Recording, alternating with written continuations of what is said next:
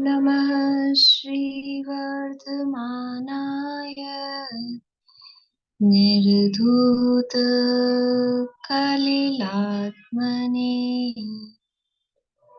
सालोकानां त्रिलोकानां यद्विद्यातर्पणायते यद्विद्यातर्पणायते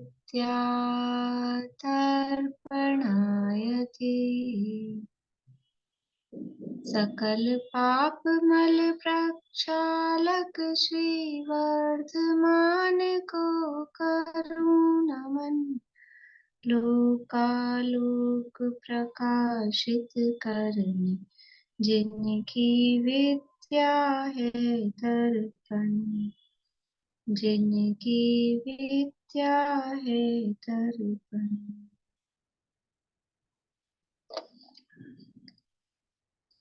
श्लोक पाठ करें।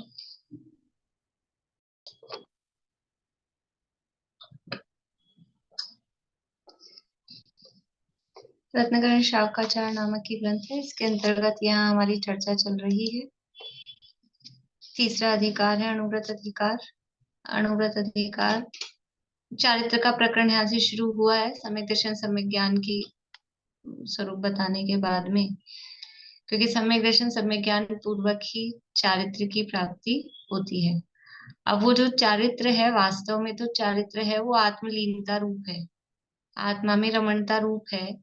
लेकिन वो जो आत्मा में रमणता है उसके लिए बाहर में, या उस चारित्र को बाहर में कैसे देखा जाए, तो बाहर में किस तरह की प्रवृत्ति जीव की होती है उसको भी यहाँ चारित्र के नाम से कहा जाता है।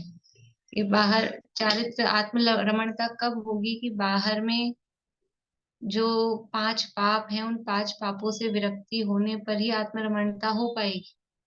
अंतरंग चारित्र भी तभी हो पाएगा, बाहर में पापों में प्रवृत्ति रहे और अंतर में आत्मरमणता रूप चारित्र पूर्ण रूप से हो जाए, ऐसा संभव नहीं है। तो बाहर में क्या उसकी परिस्थितियां रहती है, क्या स्थिति रहती है, उसकी अपेक्षा से यहाँ वर्णन कर रहे हैं।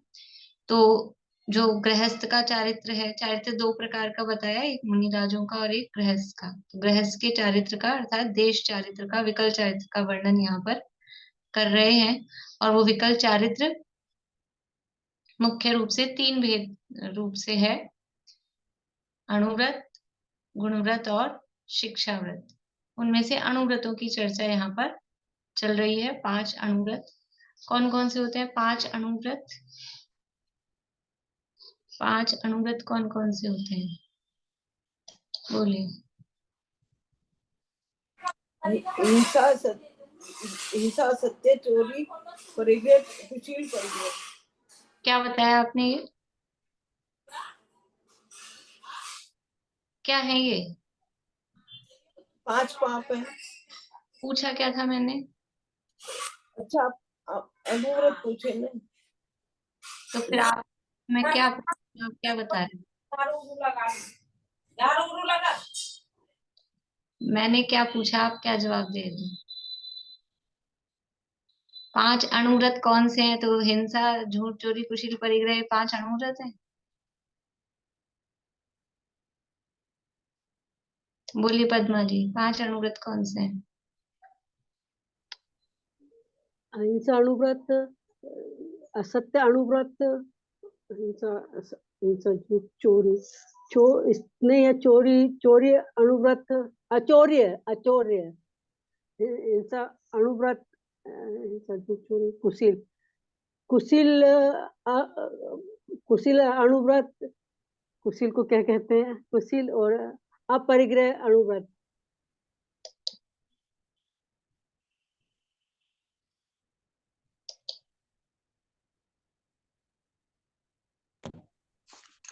अहिंसा अनुव्रत, सत्य अनुव्रत, अचौर्य अनुव्रत, ब्रह्मचर्य अनुव्रत और परिग्रह प्रमाण अनुव्रत। बहुत बढ़िया। अहिंसा अणुव्रत, सत्यानुव्रत, अचौर्यानुव्रत, ब्रह्मचर्य अणुव्रत और परिग्रह परिमाण अणुव्रत, ये तो सब हमने इतना तो सब पढ़ के आए हैं, थोड़ा बहुत छड़ाड़ा वगैरह बारहूद ये सब तो पढ़ी ही है। ये 5 अणुव्रत हैं, उनमें से अहिंसा अणुव्रत की बात यहाँ पर चल रही है। अहिंसा अणुव्रत का जो धारी है, अहिंसा अणुव्रत का धारी वो स्थूल हिंसा का त्यागी होता है। तो स्थूल हिंसा से क्या तात्पर्य है? स्थूल हिंसा का त्यागी होता है, तो स्थूल हिंसा से क्या तात्पर्य है? त्रस हिंसा से, मतलब त्रस हिंसा का त्यागी होता है। हाँ, त्रस हिंसा का त्यागी होता है, त्रस हिंसा से विरक्त होता है, वो स्थूल हिंसा का त्यागी होता है। और दूसरी तरह से स्थूल हिंसा का त्यागी है तो उसमें और क्या ले सकते हैं? यहाँ पे क्या प्रकरण चल रहा है? बोले रेखा भाभी। वो 4 प्रकार की हिंसा का त्यागी होगा, विरोधी हिंसा, उद्योगी हिंसा, संकल्पी हिंसा और आरंभी हिंसा। इन हिंसा का त्यागी होगा। चारों हिंसा का त्यागी होगा अहिंसा अणुव्रति। कोई मारने आए तो आजा भाई, मेरे तो हिंसा का त्याग है, तो मार डाल मुझे। मंदिर तोड़ने आए तो तोड़ दे, हमारा तो हिंसा का त्याग है। नहीं, ये अपने अणुव्रत बच्चा, गृहस्थ को चारों प्रकार की हिंसा का त्याग होगा, विरोधी हिंसा का भी त्याग होगा। हाँ त्याग होगा, पर वो अपने बचाव के लिए तो करेगा, बट अपने बचाव के लिए करेगा तो उसको हिंसा कहेंगे कि नहीं कहेंगे? अपना बचाव करेगा तो हिंसा होगी उसको। त्याग भी कह रहे हो और फिर अपने बचाव के लिए भी मुंडराज भी कर लें।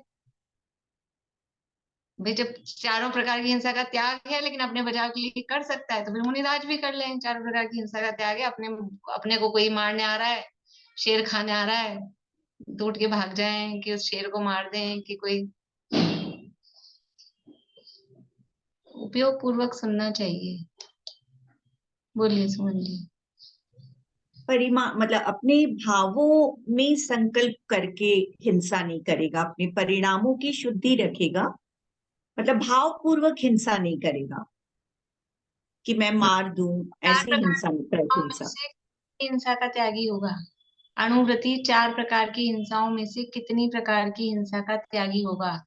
1 का, 2 का, 3 का, 4 का?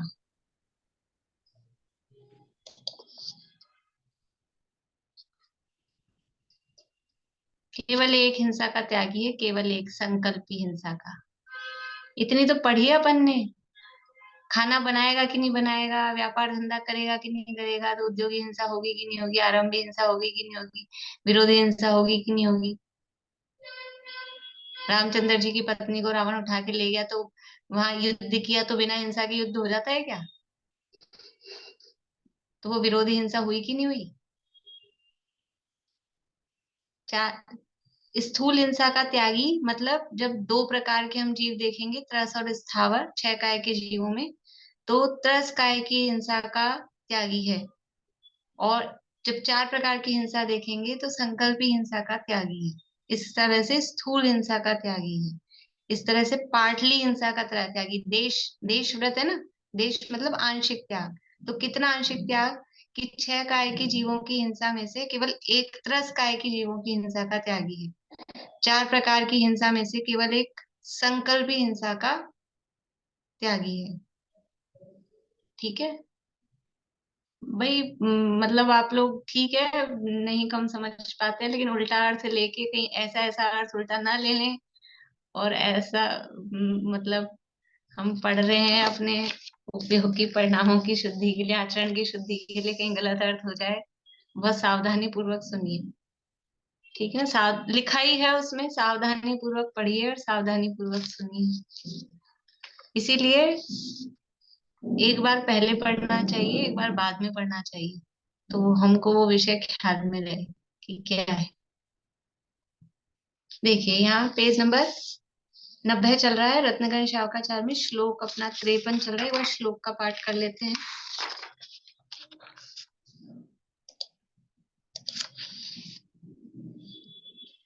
संकल्पात् कृतकारित मननाद्योगत्रयस्य चरसत्वान् न हि नस्ति यत्तदाहुः स्थूलवधाद्विरमणं निपुणा। जो गृहस्थ मन वचन काय पूर्वक कृतकार्य अनुमोदना रूप संकल्प से चर प्राणी यानी 2 इंद्रियादि त्रस जीवों का घात नहीं करता है, उसे निपुण पुरुष अर्थात गणधर देव स्थूल हिंसा से विरक्त कहते हैं।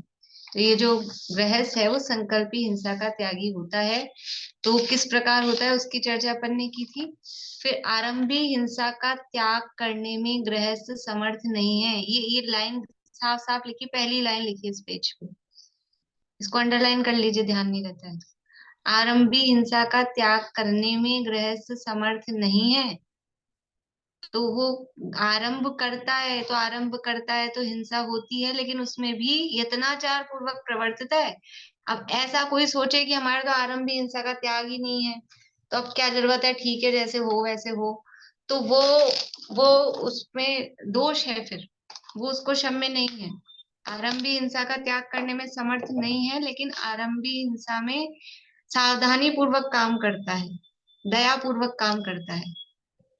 ये चर्चा अपन ने कर ली थी पिछली क्लास में कि उसको ये चक्की पीसना, कूटना, झाड़ना, पानी भरना, रुपया पैसा कमाना, ये आरंभ के काम, शादी ब्याह करना, जीवन करना, मकान बनाना, धोना, झाड़ना, रात्रि में गमन आदि करना, ये सब वाहनों पे गमन करना, ये सारे काम हैं, इनमें पाप होता ही है और इसका त्यागी गृहस्थ नहीं हो सकता, उसको ये सब काम करने ही होते हैं। और इसमें त्रस जीवों का घात भी होता ही है, इतना तक लिखा है कि त्रस जीवों का घात भी होता ही है, जबकि वो त्रस जीवों की हिंसा का त्यागी है, लेकिन संकल्प पूर्वक, बुद्धि पूर्वक, इच्छा पूर्वक, उद्देश्य पूर्वक त्रस जीवों का घात नहीं करता। अब ये काम जरूरी होते हैं गृहस्थी में, तो ये काम वो करता है। इन कामों में कभी कभी कहीं कहीं सूक्ष्म त्रस जीवों का घात भी होता है, लेकिन वो करना नहीं चाहता है। और बुद्धि पूर्वक तो त्रस हिंसा का त्यागी होता ही है, और बुद्धि पूर्वक संकल्पी हिंसा का त्याग होता है। तो ये देखा, तब त्रस हिंसा का त्याग कैसे होता है, जब कह रहे हैं इन कामों में त्रस जीवों का घात होता ही है, तो फिर उसको त्रस हिंसा का त्यागी कैसे कह रहे हो। तो अपने अभिप्राय में जीव मारने का अभिप्राय नहीं है, अपने परिणामों में जीव मारने का अभिप्राय नहीं है। जीव मारने के लिए आरंभ नहीं करता, ना ऐसा सोचता कि ऐसा करने से कोई जीव मर जाए तो अच्छा है। वो तो अपना काम चलाने के लिए सावधानी पूर्वक काम करता है, फिर भी वो जीव मरते हैं, वो उसकी समझ लो भूमिका की कमजोरी है। देखिए अब आगे यहाँ से पढ़ते हैं, समस्त लोग, ये 80 नंबर पेज पे नीचे से दूसरा पैराग्राफ है। समस्त लोक जीवों से भरा है, हिंसा अहिंसा, 80 नहीं 90 है, सॉरी पेज नंबर 90, नीचे से दूसरा पैराग्राफ है। समस्त लोक जीवों से भरा है, हिंसा अहिंसा अपने उपयोग बिना मात्र जीवों के मरने जीने के आधार पर नहीं कही जाती है। पूरा लोक जीवों से भरा है, लोक में एक भी प्रदेश खाली नहीं है जहाँ पे जीव नहीं हो, तो जीवों से तो भरा है, सूक्ष्म जीव सर्वत्र है। लेकिन वो हिंसा अहिंसा किस कारण से हो रही है कि जीवों के मरने या नहीं मरने से हिंसा हिंसा का संबंध नहीं है। अधिक असली संबंध किससे है, हिंसा हिंसा अपने उपयोग से, अपने उपयोग बिना मात्र जीवों के मरने जीने के आधार पर नहीं कही जाती है। अपने परिणामों के अधीन हिंसा और अहिंसा है। सिद्धांत ग्रंथ में इस प्रकार कहा है, यदि कोई मुनिराज 4 हाथ प्रमाण आगे की जमीन को सोधते देखते हुए गमन कर रहे हों तथा जब पैर को उठाकर रख रहे हों, उसी समय कोई जीव उछलकर पैर के नीचे आकर गिर पड़े और मर जाए, तो मुनिराज को कुछ भी पाप बंध नहीं होता है, क्योंकि साधु के चित्त में ईर्ष्या समिति को पालन करने का भाव था, इसलिए पाप बंध नहीं होता। यानी बाहर में जीवों के मरने नहीं मरने से हिंसा हिंसा का इतना संबंध नहीं है, असली संबंध है अपने परिणामों से। क्यों परिणामों से क्यों संबंध है, क्योंकि हिंसा अहिंसा की परिभाषा क्या है, हिंसा अहिंसा का स्वरूप क्या है, किसे कहते हैं हिंसा और किसे कहते हैं अहिंसा। अहिंसा किसे कहते हैं और हिंसा किसे कहते हैं?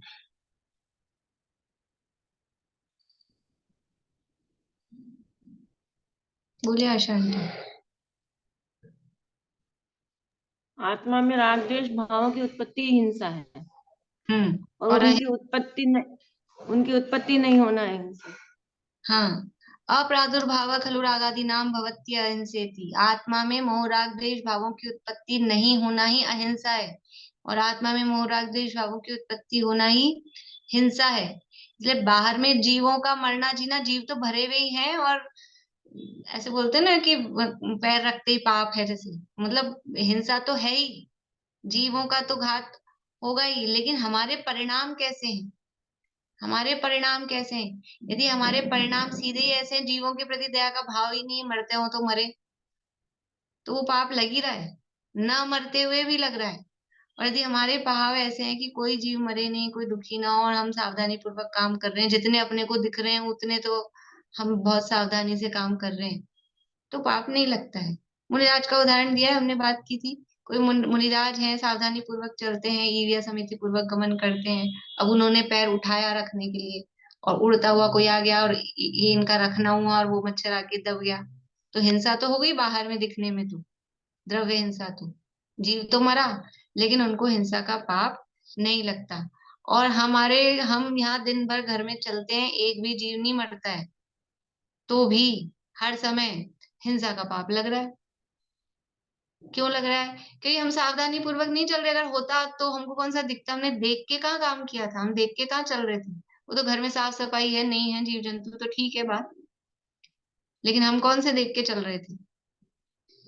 इसलिए असली जो है वो यत्नाचार का फल लगता है। यत्नाचार पूर्वक प्रवृत्ति यदि कर रहे हैं तो दोष नहीं लगता है, और अयत्नाचार असावधानी पूर्वक प्रवृत्ति है तो दोष लगता है। एक और समझ लो इसमें ही, इसमें आगे इसमें दिया नहीं है, दो तरह की और, मतलब हिंसा के संबंध में दो तरह की हिंसा की बात और आती है। एक तो होती है परिणमन रूप हिंसा, और एक होती है अविरमण रूप हिंसा। वो पुरुषार्थ सिद्धि उपाय में ही है, ये जो परिभाषा हिंसा की दी पुरुषार्थ सिद्धि उपाय में, वही ऐसे दो तरह की हिंसा। देखो हिंसा के भी कितनी तरह से भेद प्रभेद किए। द्रव्य हिंसा, भाव हिंसा, वो हिंसा का, फिर ये अपने चार प्रकार की हिंसा, अभी ये अविरमण रूप और परिणमन रूप, और अभी व्रतों के आधार पे लें तो त्रस हिंसा और स्थावर हिंसा, ऐसा भी भेद कर सकते हैं 6 काय के जीवों की अपेक्षा। तो एक होती है परिणमन रूप हिंसा और एक होती है अविरमण रूप हिंसा।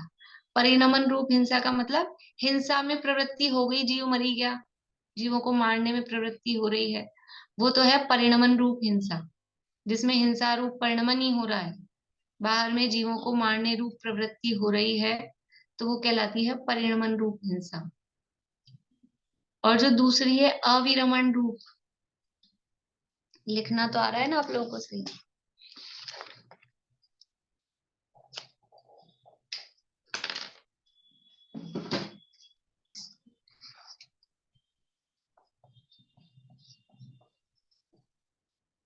परिणमन रूप और अविरमण,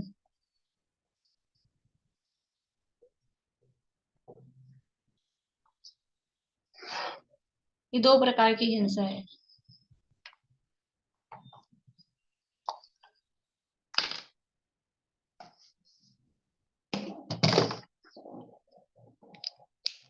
तो जहाँ हिंसा रूप प्रवृत्ति हो रही है, हिंसा में परिणमन हो रहा है, वो कहलाती है परिणमन रूप। और अविरमण रूप क्या है? अविरमण यानी परिणमन तो नहीं हो रहा, बाहर में हिंसा नहीं हो रही, हिंसा रूप प्रवृत्ति नहीं है, लेकिन क्योंकि अविरमण यानी विरक्ति नहीं है, उससे हिंसा से विरक्त नहीं है, तो भी हिंसा का पाप निरंतर लगता ही रहता है। जैसे कि उदाहरण से समझते हैं इसको, परिणमन और अविरमण रूप। किसी का रात्रि भोजन का त्याग नहीं है, रात्रि में भोजन करने का त्याग नहीं है, लेकिन रोज घर में ही रहते हैं, कर लेते हैं हम तो वही, अभी अभी के हिसाब से भी कहें तो 5:30 बजे कर लेते हैं, ठीक है। लेकिन त्याग नहीं है, लेकिन हम तो नियम नहीं लेते, नियम लेने से डर लगता है, लेकिन हम कर लेते हैं, जल्दी कर लेते हैं। तो जल्दी भोजन कर रहे हैं तो रात्रि भोजन में जो हिंसा हो रही है, जो दोष लग रहा है, वो परिणमन रूप हिंसा तो नहीं हो रही, क्योंकि जल्दी कर लेते हैं फिर रात में नहीं खा रहे, तो परिणमन रूप हिंसा तो नहीं हो रही है। लेकिन उस रात्रि भोजन से विरक्त नहीं है, रात्रि भोजन का त्याग नहीं किया। अविरमण मतलब अविरक्ति है, व्रत नहीं लिया है रात्रि भोजन त्याग का, तो वो अविरमण रूप पाप या अविरमण रूप हिंसा निरंतर लगती रहती है। क्योंकि जब कभी मौका लगेगा, मौका पड़ेगा, तो क्योंकि हमारा त्याग नहीं है तो कर लेंगे। अभी समझ लो कोई सी भी चीजें होती है, जो सीजनल चीजें आती है और भी चीजें हैं, तो कौन सा रोज खाते हैं? रोज खाते हैं क्या? रोज नहीं खाते हैं। मान लीजिए जो लोग जमीकंद खाते हैं, गाजर मूली, तो गाजर मूली कौन से 12 महीने खाते हैं? 12 महीने तो नहीं आती है। अभी सीजन में 2-3 महीने समझ लो खाते होंगे, और कभी स्पेशल आप मिलती है सब चीजें हर समय ही, लेकिन तो भी जो बिना सीजन के तो कभी कभार ही ऐसा होता होगा ना। तो बाकी के 9 महीने नहीं खा रहे, लेकिन अभी खाएंगे खाली साल में 3 महीने, और बाकी के 9 महीने नहीं खा रहे, तो 9 महीने नहीं खा रहे, परिणमन तो नहीं हो रहा खाने रूप, तो परिणमन रूप हिंसा तो 9 महीने नहीं लग रही। लेकिन उन 9 महीने में भी क्योंकि त्याग नहीं है, त्याग नहीं है, तो वो अविरमण रूप हिंसा का पाप लगता रहता है। और जब खाते हैं 3 महीने, तब तो परिणमन रूप भी है और अविरमण रूप भी है, तब तो दोनों ही है। जहाँ परिणमन रूप हिंसा है वहां अविरमण और परिणमन दोनों, वहां तो दोनों है ही। और जो अविरमण रूप हिंसा है उसमें परिणमन रूप हिंसा नहीं दिख रही है, लेकिन वो अविरमण रूप हिंसा का पाप बराबर लगता ही रहता है। अच्छा बताओ, जिनके रात्रि भोजन का त्याग नहीं है, तो सोने के बाद कोई खाता है क्या नींदों में? सो गए उसके बाद तो कोई नहीं खाता है ना, लेकिन त्याग नहीं करके सोए हैं, तो वो नींदों में भी अविरमण रूप हिंसा का पाप लगता रहता है। अभी हम सब बैठे हैं यहाँ पे, 2 घंटे बैठेंगे, तो हमने त्याग किया कि अब हम 2 घंटे कुछ नहीं खाएंगे, कुछ नहीं पिएंगे, नहीं किया, तो वो मौका पड़ेगा, क्या पता लगता है, उठ के पी लेंगे, खा लेंगे। तो वो अविरमण रूप दोष, ये तो मतलब बारीकी में अपन देखें, उदाहरण के लिए आपको बताती जा रही हूँ। तो हिंसा ऐसे 2 प्रकार की है। तो जो मुनिराज हैं वो उससे विरक्त हैं, उन्होंने हिंसा का त्याग किया है। षटकाय जीव न हिननते सब विधि दरब हिंसा टरी, वो अहिंसा महाव्रत संपूर्ण रूप से हिंसा के त्यागी हैं। तो कदाचित परिणमन में हिंसा दिख रही है बाहर में, तो भी उनको उस हिंसा का पाप नहीं लगता है, क्योंकि वो उस हिंसा से विरक्त है। और कोई दूसरा जो भी गृहस्थ है, कोई जो दूसरा व्यक्ति है, उसके अभिप्राय में अहिंसा का भाव नहीं है, तो हिंसा नहीं होते हुए भी, परिणमन में हिंसा नहीं हो रही है, तो भी उसको हिंसा का पाप बराबर लगता रहता है। ऐसा अजब गजब का ये समझ लो जिन शासन का अजब गजब का व्याख्यान है। ये ऐसी बारीक बातें दुनिया में तो आंख से जो दिखता है बस, कोई जीव मरा तो पाप, नहीं मरा तो पाप नहीं, ऐसा नहीं है। और थोड़ा बहुत तो दुनिया में भी देखा जाता है कि इंटेंशन क्या था। मान लो किसी के हाथ से गोली चली, कोर्ट में केस चलता है, तो ऐसे ही नहीं बस इसके हाथ से गोली चली और इसको फांसी लगा दो, उसका इंटेंशन देखा जाता है, उसने अपने बचाव में चली है कि किस कारण से चली है, कैसे चली है, वो सारा देखा जाता है। तो यहाँ पर भी जितना भी पाप लग रहा है, असली पाप वो है अपने इंटेंशन का, अपने अभिप्राय का। हमारा अभिप्राय क्या है? हिंसा का अभिप्राय है तो नहीं करता हुआ भी पूरा पाप लगेगा, और हिंसा का अभिप्राय नहीं है तो होते हुए भी यथा भूमिका अनुसार पाप नहीं लग रहा है कि अत्यंत अल्प लग रहा है, वो भूमिका के अनुसार जिस भूमिका में है उस हिसाब से उसका होता है। बोलिए रेणु जी। मैम, जो अविरमण रूप हिंसा है, तो वो मतलब जहाँ बुद्धिपूर्वक हिंसा में प्रवृत्ति नहीं हो रही है, उसको ऐसा माना जाए?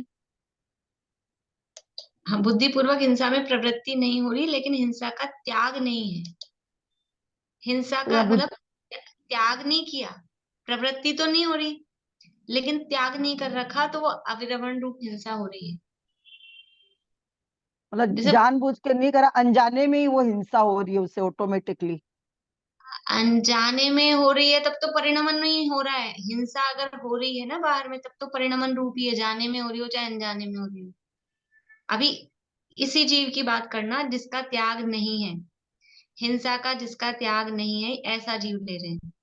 उसके बाहर में अनजाने में हिंसा, एक तो जानकर हिंसा हुई, तब तो हिंसा हो ही गई, वो तो साफ ही दिख रही है। और जिसके हिंसा का त्याग नहीं है, उससे अनजाने में हिंसा हो रही है, तो भी उसको तो परिणमन हो ही गया ना हिंसा का, उसको तो पाप लगेगा ही। और जाने में और अनजाने में हिंसा हो ही नहीं रही। यहाँ अविरमण की बात किसको कह रहे हैं, मतलब मेनली किस हिसाब से बता रहे हैं कि जानकर और बिना जाने कैसे भी बाहर में हिंसा नहीं दिख रही, लेकिन क्योंकि उसने हिंसा का त्याग नहीं किया है, इसलिए उसको वो अविरमण वाला पाप तो लगेगा ही। परिणमन वाला पाप अभी भले ही ना लग रहा हो, बाहर में नहीं कोई जीव मर रहा है तो, लेकिन अविरमण रूप पाप, इस अविरमण रूप पाप का मतलब क्या है, देखो बंध के कितने कारण हैं, बंध के कितने कारण हैं।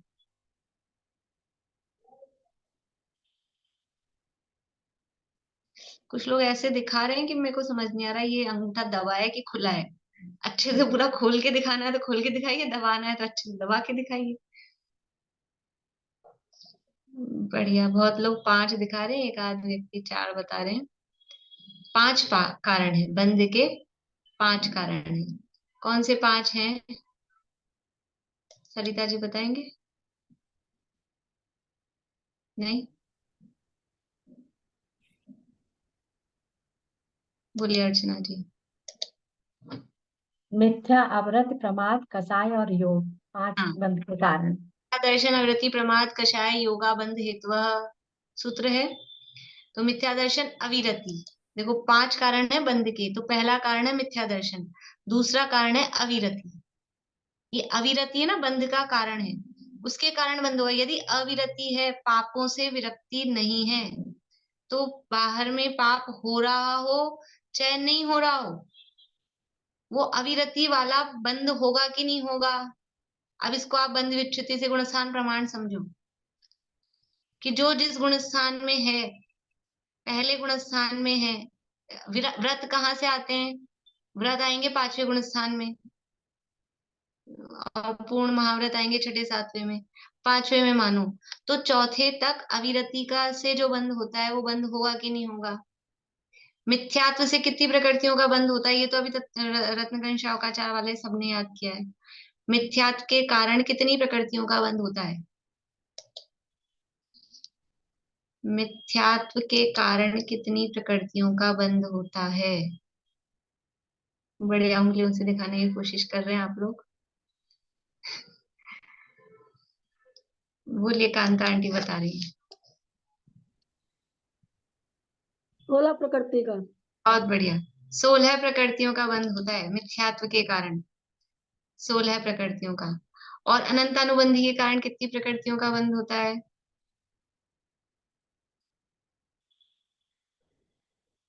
मनोरमा आंटी बोलेंगे, बोलिए। 25। 25, बहुत बढ़िया। मिथ्यात्व के कारण 16 और अनंतानुबंधी के कारण 25। अब आगे की सबने नहीं पढ़ी। अविरति के कारण कितनी प्रकृतियों का बंध होता है, तो चौथे गुणस्थान में कितनी प्रकृतियों की बंध विच्छित्ति है, उसके आधार पे बता सकते हैं जिन्होंने बंध विच्छित्ति याद की है।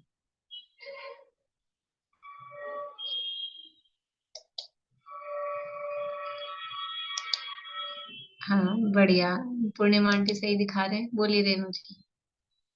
25 या 26 ऐसे कुछ है। नहीं, अविरति के कारण कितनी प्रकृतियों का, बोलिए पूर्णिमा आंटी, आप बोलिए।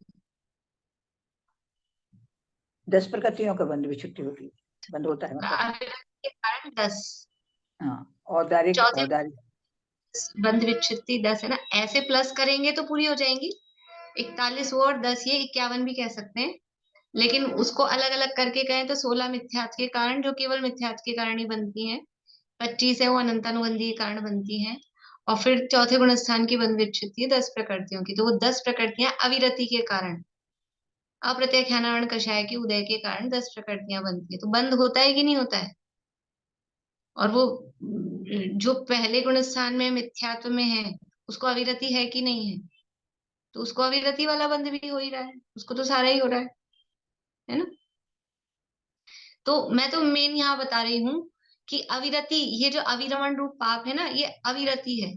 तो अविरति के कारण बंध होता है कि नहीं होता है? ये बंध के कारणों में दिया है कि नहीं दिया है? तो आप अविरति रहेगी तो बाहर में काम हो, पाप हो चाहे ना हो, वो अविरमण रूप पाप चलता ही रहता है। बोलिए अर्चना जी, कुछ पूछो।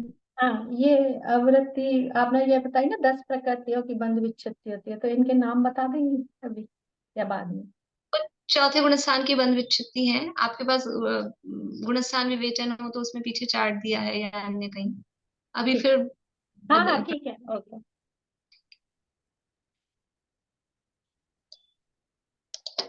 अभी तो वो 16 और 25 सबने याद की थी ना, इसलिए तो मैंने वो पूछ ली, नहीं तो फिर वो आगे भी विषय दूसरा हो जाएगा इसलिए। तो मतलब ये है कि यदि हमारा किसी चीज से हम विरक्त नहीं है तो वो बंद होता रहता है। ये हिंसा में भी, सब में ही चलेगा, पांचों पापों में। झूठ कितना बोलते हैं हम, कितना झूठ बोलते हैं? नहीं बोलते हैं, बहुत कम, लेकिन त्याग नहीं है, बुद्धिपूर्वक त्याग नहीं है, तो झूठ बोलने का पाप लगता रहता है। चोरी करते हैं, स्थूल चोरी कोई करते हैं अपने में से कि क्या बात कर रहे हैं, ऐसे हम कोई स्थूल चोरी नहीं करते हैं, लेकिन त्याग किया है, त्याग नहीं है तो पाप लगता रहता है। कुशील सेवन नहीं करते हैं, लेकिन बुद्धि इसीलिए वो त्याग किए जाते हैं, बुद्धिपूर्वक वो व्रत लिए जाते हैं। परिग्रह की तो क्या करें, परिग्रह का तो क्या कहें, वो तो चल ही रहा है। तो जब तक जो, उसमें भी इसीलिए इस तरह के नियम लेते हैं ना हम लोग पर्व के दिनों में। हमारे समझ लीजिए अलमारी भरी है कपड़ों से, घर में सामान भरे हैं, तो क्या रोज सारी पूरी अलमारी एक ही दिन में पहनते हैं? एक दिन में ज्यादा से ज्यादा 2 3 कितनी बदलते हैं? विशेष अवसरों 4 5, इससे ज्यादा तो नहीं बदलते। लेकिन त्याग नहीं है तो सारी का सबका वो दोष लगता रहता है। इस तरह से ये चलता है। देखिए पढ़ते हैं आगे।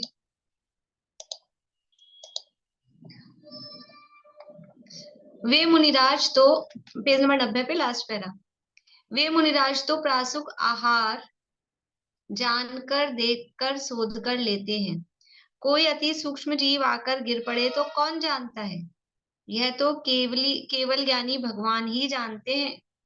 आप स्वयं यदि प्रमादी होकर यत्न से शोधे देखे बिना ही भोजन करता है तो दोषों से लिप्त होता है। इसी प्रकार यदि श्रावक भी प्रमाद छोड़कर बड़ी सावधानी से प्रवर्तन करता है तो कैसे दोष लगेगा? देखो, एक तो ईर्ष्या समिति वाली बात करी मुनिराज की, कि ईर्ष्या समिति से चल रहे हैं फिर भी कोई पैर के नीचे आके मर जाए तो उनको पाप नहीं होता है। इसी तरह से भी दूसरी बात ये एषणा समिति, वो देख सोच कर आहार लेते हैं। आहार ले रहे हैं हाथ में, तो जिस समय हाथ में रखा गया ग्रास तो खुला ही है ना, अब वो देख रहे हैं शोध रहे हैं, उतने में ही कोई सूक्ष्म जीव जो हमको दिखता नहीं है, ऐसा कोई सूक्ष्म जीव उसमें आ जाए और वो आहार ग्रहण करने में आ जाए, तो नहीं दिखता है। बहुत छोटी चीजें होती है, नहीं दिखती हैं, तो कौन जानता है? केवल भगवान ही जानते हैं। लेकिन खुद अगर बिना यत्न पूर्वक बिना से देखे सोधे भोजन कर रहा है तो दोष लगता है, और देख सोध के कर रहा है, सावधानी रख रहा है, तो फिर दोष नहीं लगता है। इसी प्रकार यदि श्रावक भी प्रमाद छोड़कर बड़ी सावधानी से प्रवर्तन करता है तो कैसे दोष लगेगा? मुनिराज सावधानी से प्रवर्तन कर रहे हैं तो उनको दोष नहीं लगता, तो श्रावक के लिए भी कह रहे हैं कि अब उसको जो दोष लगेगा वो उतना लगेगा कि जितना उसका त्याग नहीं है, जिस भूमिका में वो है, जितनी कषाय चौकड़ी विद्यमान है, उतना दोष लगेगा। ये जो अपन सुबह मंदिर में श्रावक प्रतिमा क्रमण पढ़ते हैं, उस दिशा में आप जब तक नहीं जाऊंगा, जब तक नहीं बोलूंगा, तब तक का त्याग अपन जो मंदिर में पढ़ते हैं वो कोई फायदा नहीं है। ये पहले भी एक बार, बहुत दिन हो गए, पहले भी किसी ने पूछा था यही क्लास में, तब भी मैंने कहा था ये तो कोई बात ही नहीं हुई, जब तक मैं नहीं जाऊंगा तब तक तो त्याग ही है ना। और इसमें क्या भगवान को बेवकूफ बनाने वाली, मतलब भगवान तो क्या खुद को बेवकूफ बनाने वाली बात है? कि मैं जिस दिशा में जहां तक नहीं जाऊंगा वहां तक का मेरा त्याग है, तो फिर तो कोई लिमिट ही नहीं रही। बाकायदा लिमिट पूर्वक होता है कि इस दिशा में इतना, इस दिशा में इतना।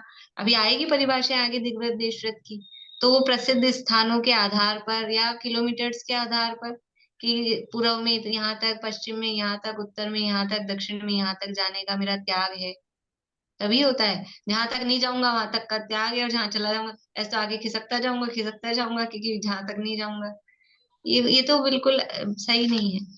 वो मतलब क्या कहें, अनुकूल, आगमानुकूल नहीं हो त्याग।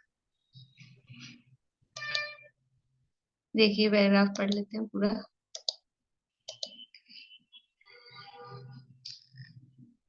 वह तो चूल्हे को दिन में सोध कर झाड़ कर, देखो चूल्हे को दिन में, ये शब्द कह दिए, दे दिया दिन में, इसका मतलब क्या कह रहे हैं, रात में चूल्हा नहीं जलना है, दिन में सोध कर, झाड़ कर, ईंधन झटकार कर।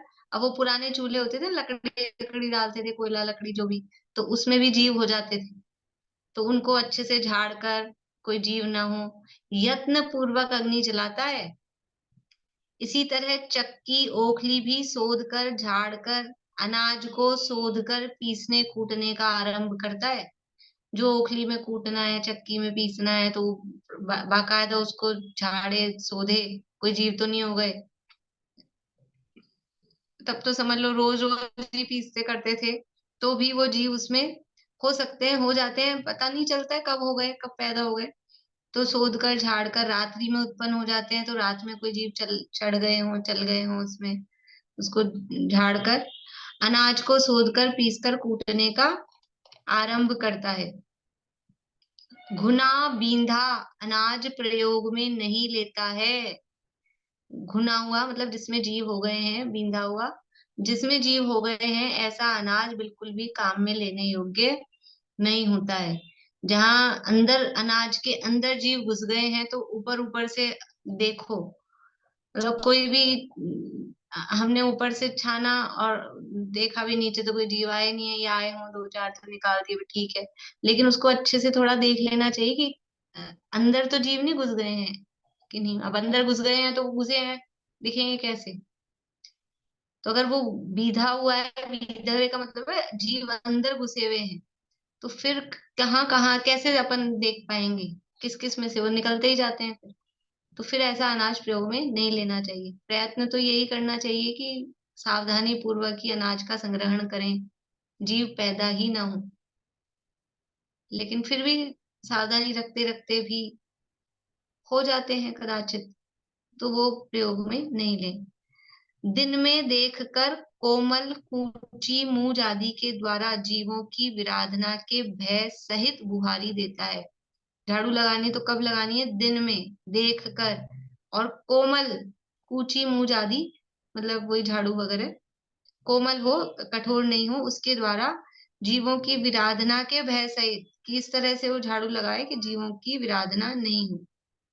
पानी रखने के स्थान को झाड़ता है तथा जल को दोहरे मोटे वस्त्र से छानकर यत्नाचार पूर्वक वर्तता है। पानी को, जल को दोहरे मोटे छन्ने से छानकर, फिर यत्नाचार क्या है उसमें, कि वो जो छाना है ना, पानी को छाना तो पानी छन गया, फिर छान के निचोड़ दिया, ये छानना नहीं हुआ, ये महाहिंसा हो गई। पानी को छाना किस लिए था, लोगों को ये नहीं पता पानी छानना मतलब। अब जैन कुल में जन्म हो गया ना, देख लिया जैनों के अपने छन्नी लगी रहती है, एक कपड़ा लगा रहता है, तो भाई बस कपड़ा लगाना है, छानना है, इतना सीख जाते हैं बचपन से देखते देखते। लेकिन उस छानने का प्रयोजन क्या है, वो छाना किस लिए गया है, कि कचरा अपने पेट में नहीं जाए इसलिए, इसलिए छाना है। उस छानने का प्रयोजन ये है कि उस पानी में जो त्रसजीव हैं वो ऊपर कपड़े पे रह जाएं, और फिर उन जीवों को, वो मरे नहीं, और हम उनको वापस पानी में प्रवाहित कर दें। ये उसके छानने का प्रयोजन है। पानी छान के यदि जीवानी नहीं की, तो पानी छानने का कोई मतलब नहीं, उसकी बिलछानी नहीं की, उन जीवों को यथास्थान नहीं पहुंचाया गया, तो पानी छानने का कोई प्रयोजन नहीं। इसलिए पहले के जमाने में वॉश बेसिन और सिंक ये नहीं होते थे, बहुत अच्छा था, बहुत अच्छा था। अभी क्या वॉश बेसिन और सिंक लग गए तो सारे दिन उसमें थैली बंधी रहती है, अब वो तो पहले थे ही नहीं, तो मजबूरी में आदमी पानी को प्रासुप करके एक भर लेगा हाथ वाथ धोने के लिए, पानी भी कम धुलता है उससे। और नल खोल लेते हैं तो पता ही नहीं कितनी बाल्टी धुल गई है, अपने को मालूम ही नहीं चलता है, चालू ही है नल। तो वो अच्छी भी थी बातें, अब सुविधाएं हो गई हैं, लेकिन वो सुविधाएं वास्तव में जैनाचार के अनुकूल नहीं हो पाती है, उसमें हिंसा ज्यादा होती है जितनी सुविधाएं हो गई। अब ठीक है, जो जो परिस्थितियां हैं, जो जहां तक अपन आगे बढ़ गए हैं, वो उसको पीछे पुराने जमाने में लौटना वो तो मुश्किल है। तो कम से कम वो नल पे थैली बांधते हैं सिंक में, वॉश बेसिन में, तो सुबह का काम हो गया, ऐसा लगता है कि 2-3 घंटे काम नहीं है, तब उसकी दीवानी कर दें।